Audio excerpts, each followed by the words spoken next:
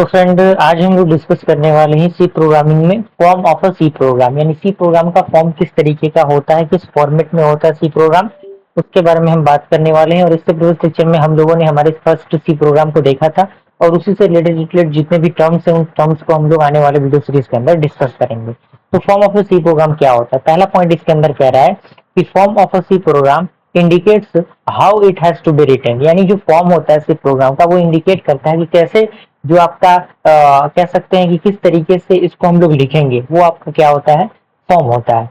And there are several rules for form of a C program, यानी C language के लिए कुछ several rules हैं जो कि फॉलो किए जाते हैं, जो एक बेहतरीन फॉर्म्स को रिप्रेजेंटेट करता है। पहला आपका क्या कह रहा है? कह रहा है कि each instruction in a C program is written as a separate statement, यानी प्रत्येक जो इंस्ट्रक्शन होता है सी प्रोग्राम के अंदर उसको लिखा जाता है एक सेपरेट स्टेटमेंट के अकॉर्डिंग। अगला पॉइंट कह रहा है कि the statement in a program must appear in the same order in which we wish them to be executed, यानी जो स्टेटमेंट होता है प्रोग्राम के अंदर वो अपेयर होने चाहिए इन द सेम ऑर्डर जो हम एग्जीक्यूट करना चाहते हैं उसके लिए।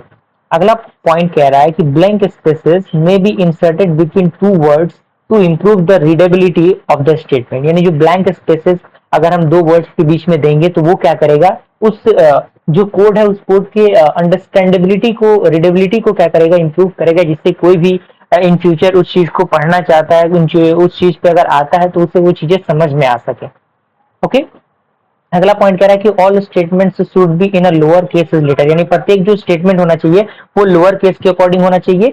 और आपका अगला पॉइंट कह रहा है कि every C statement must end with a semicolon, यानी प्रत्येक जो सी स्टेटमेंट होना चाहिए वो किससे एंड होना चाहिए, सेमीकोलन से एंड होना चाहिए। And each line contain one statement. Okay, clear हुआ?